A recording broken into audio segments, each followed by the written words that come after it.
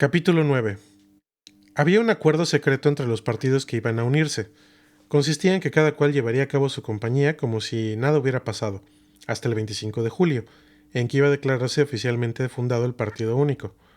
Después de esto, Gregorio Meléndez retiraría su candidatura y se conformaría con ser ministro de Hacienda en el gabinete de Juan Valdivia. Esto, como ya he dicho, era el acuerdo secreto. La campaña de Valdivia se llevó a cabo sin ningún tropiezo y con tanto éxito que llegamos a arrepentirnos de haber entrado en contubernio con tanta gente inicua y tan mala revolucionaria. En Sayula, las fuerzas vivas, pagadas a precio de oro por Macario Rosas, habían desenganchado el vagón en que viajaba nuestro candidato y le habían empujado 3 kilómetros hasta la estación. En Guateque, su discurso sobre política agraria conmovió tanto a los manifestantes que acabaron linchando a un rico hacendado de la región.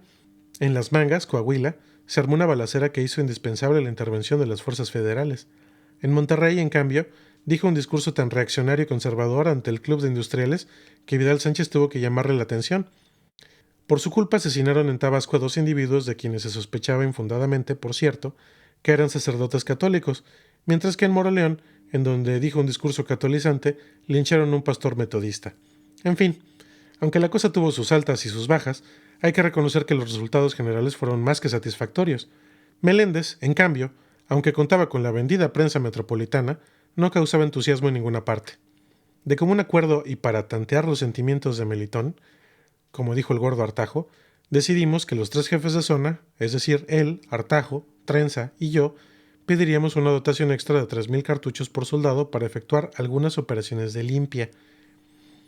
Yo estaba seguro de que no me los iban a conceder, en parte porque en mi zona no había nada que limpiar, y en parte también porque me daba cuenta de que si esto llegaba a sus oídos, Pérez H., con el que afortunadamente no había tenido que cruzarme todavía, iba a poner el grito en el cielo. ¿Cuál no sería mi sorpresa cuando recibí con gran premura los 5 millones de cartuchos de marras? Yo no quería creer en tan buena fortuna y llegué a sospechar que probablemente serían defectuosos, pero estuve probándolos con el capitán Benítez y resultaron magníficos. Fabricación nacional, pero magníficos. Era una prueba de buena fe, que por lo inútil debió hacerme sospechar. Así pasaban los meses, sin el menor contratiempo, hasta llegar a julio.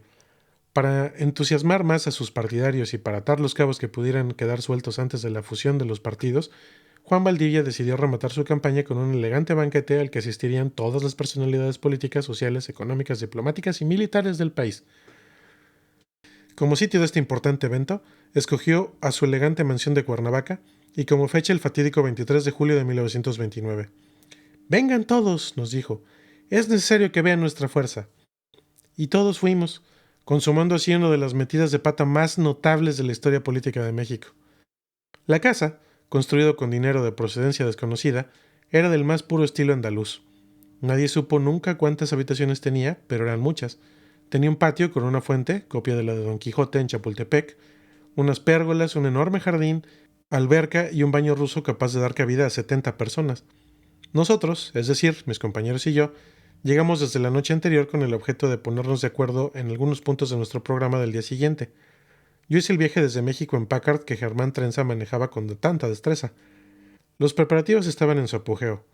Una compañía de zapadores que Juan le había pedido a Sirenio Márquez, que era el jefe de la zona, su compadre y gran traidor, como se verá después, estaba destrozando en esos momentos la Rosaleda para formar un foro para la danza de los viejitos. En el interior de la casa había un gran tumulto, escaleras por todos lados, un ir y venir de muebles y un entrar y salir de comestibles. Clarita, la esposa de Juan, que estaba dirigiendo todo este movimiento en el hall, nos dijo que su marido estaba jugando billar. Mientras nuestros asistentes subían el equipaje a los cuartos que nos habían sido asignados, nosotros nos dirigimos a la sala de billar, que era uno como sótano. Juan estaba jugando carambolas con el gordo Artajo, que era pésimo. Cuando entramos dejaron de los tacos a un lado y pusieron cara de circunstancias. «Vamos a tener que pedirte un gran sacrificio, Lupe», me dijo Artajo. Yo no entendí qué querían, pero les pedí que se explicaran. «Díselo tú», le dijo el gordo Valdivia, y le contestó, «No, díselo tú», y así estuvieron un rato. «Se trata de tu enemistad con Pérez H», dijo por fin Valdivia. «Otra vez la burra al trigo», dije yo, porque ya sabía de qué se trataba. Él, Valdivia, me explicó con muchos argumentos que, por la seguridad del partido, era necesario contar con el apoyo del presidente interino y que para conseguirlo se necesitaba que yo hiciera las paces con él. «Primero muerto que reconciliado con ese ratero», dije. A nadie le había dicho que el asunto del reloj se había aclarado de otra manera y que el antes mencionado reloj estaba en mi bolsa. Dije lo de ratero porque Eulalio Pérez H. era un ratero. Hazlo por la revolución, me pidió el gordo Artajo, y luego, como profecía, agregó: No nos vayan a dar un susto. Yo me volví a Germán Trenza en espera de su ayuda, pero éste estaba de acuerdo con ellos. Sería un crimen que por no hacer un esfuerzo vayamos después a tener dificultades. Me dijeron que todo iba bien, que íbamos a quedar tan bien parados, etcétera, etcétera. Tanto insistieron que tuve que acceder. Ve a su casa y arréglate con él, me pidió Artajo. Pérez H. tenía una casa en Cuernavaca en donde pasaba los fines de semana. Él debe estar aquí desde el mediodía. Entonces yo les expliqué que sí, estaba bien, yo me reconciliaría con Eulalio, pero ¿cómo? ¿Qué iba yo a decirle para reconciliarme? Esto fue lo que estuvimos discutiendo hasta las 2 de la mañana. Para esa hora ya habían llegado el camaleón, Anastasio y Canalejo. El camaleón era un experto en pedir disculpas. Hazte el desentendido. Dile que lo confundiste con el diputado Medronio, que te debía una, no le expliques cuál, y que después te enteraste de que Medronio había salido tan campante del panteón, que te acordaste de la voz y que se te ocurrió que probablemente él había sido el que había pagado el pato, que te duele en el alma, que estás apenadísimo y todo eso. No me pareció tan mala esta explicación, que dejaba a salvo mi honor y también el de Pérez H. Les prometí que antes de las 12 horas estaría yo reconciliado con el presidente interino. Después estuvimos discutiendo lo que cada quien iba a decir y hacer el día siguiente, y luego nuestro programa político, que consistía en una campaña de difamación de los partidos socialistas. El plan que habíamos preparado Germán, Anastasio y yo, de Maximiliano Cepeda, el partido villano y la candidatura de Chícharo Hernández, quedó aprobado por unanimidad. En esas estábamos cuando nos amaneció. Me acosté un rato a descansar, pero no pude conciliar el sueño, porque cuando se me estaban cerrando los ojos, empezó el burullo de los zapadores que hacían no sé qué reparaciones. A las 9 me levanté. Tomé un baño, me puse un elegante Palm Beach, me coloqué el Smith & Wesson en el sobacón y bajé a desayunar. Para esas horas, la Rosaleda estaba completamente destrozada y el foro listo. El humo de 15 barbacoas inundaba la casa y hacía el aire irrespirable. Entré en la cocina, en donde Clarita, la esposa de Valdivia, ayudada por una docena de criadas, estaba preparando el mole para los 250 invitados.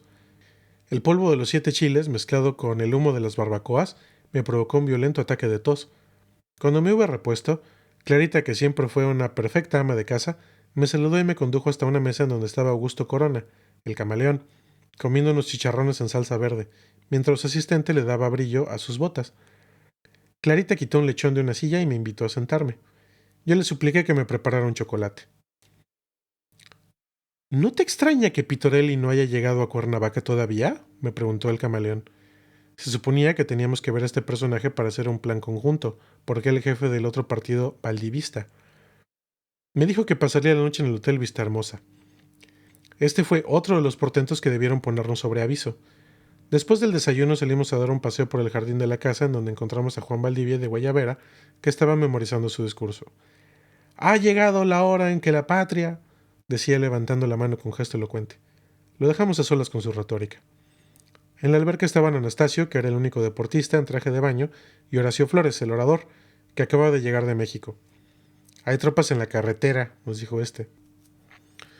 Por mi mente pasó, como una exhalación, la imagen del malogrado general Serrano, que apenas 2 años antes había sido fusilado en esa misma carretera, cuando precisamente más seguro se sentía de llegar a la presidencia de la República.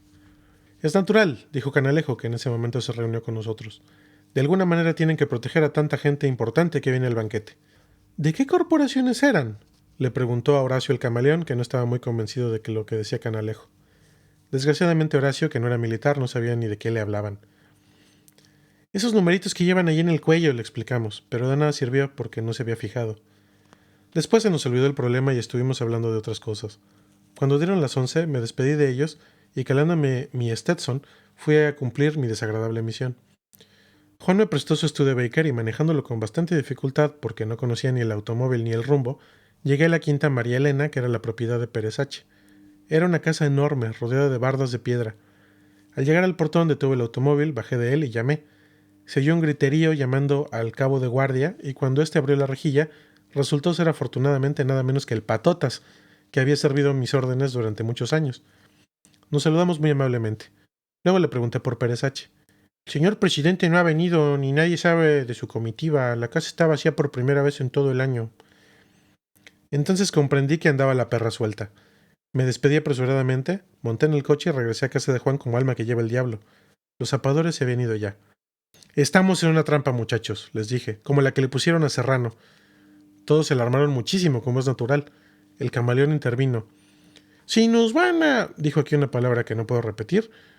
No va a ser delante del cuerpo diplomático. Vamos a llamar a casa de Jefferson o de Monsieur Ripois. Si ellos están aquí, no hay nada que temer. Juan Valdivia tomó el teléfono y en su rostro se dibujó el terror que estaba sintiendo. Está cortado, nos dijo. Los malditos zapadores habían cortado la línea.